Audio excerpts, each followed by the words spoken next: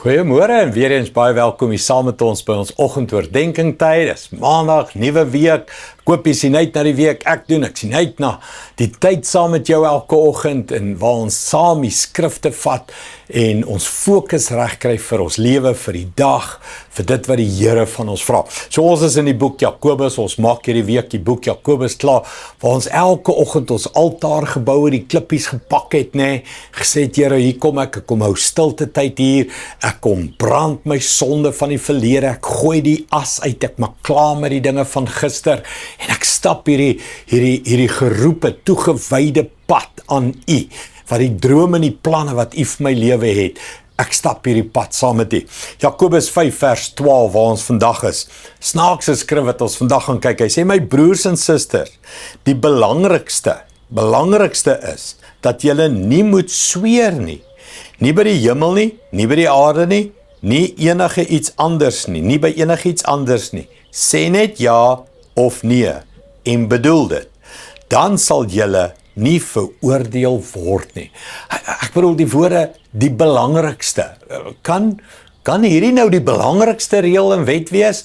Wel, kom ek verduidelik vir jou die agtergrond. In die tyd waarin hulle geleef het, Jakobus hulle, was daar 'n manier om kan ek sê, to wheel and deal. As jy gesê het, ek sweer by my ma, of by die graf, of wat is on my mother's life, I swear to you on my mother's life, daai woorde.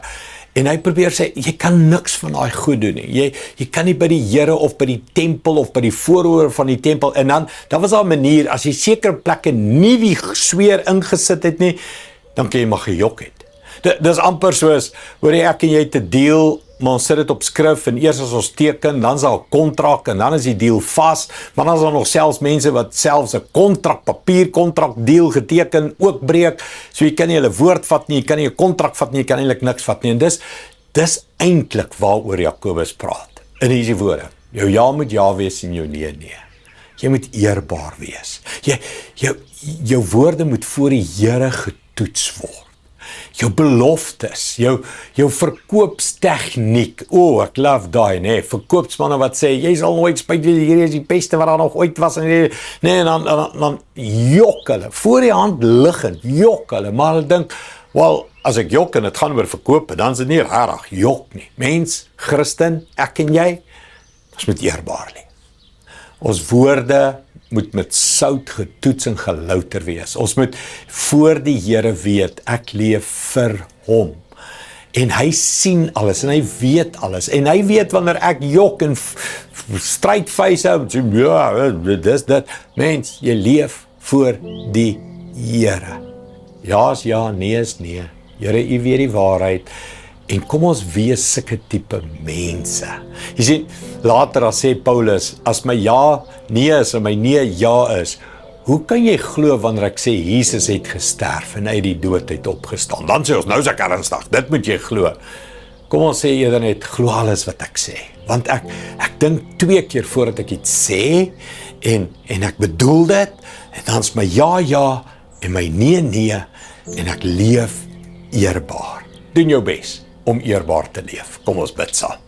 Hemelse Vader, baie dankie vir hierdie groot waarskuwing, dat ons eerbaar moet leef, want ons hele lewe hang af van ons eerbaarheid, jou naam, jou woord, jou is meer werd as fyn goud, sê Spreuke.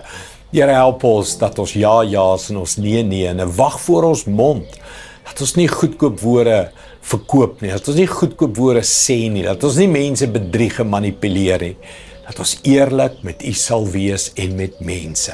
Dankie daarvoor, in Jesus naam. Amen. Dankie liewe vriende, sien jou weer môre. Trots geborg deur Evergreen Turf.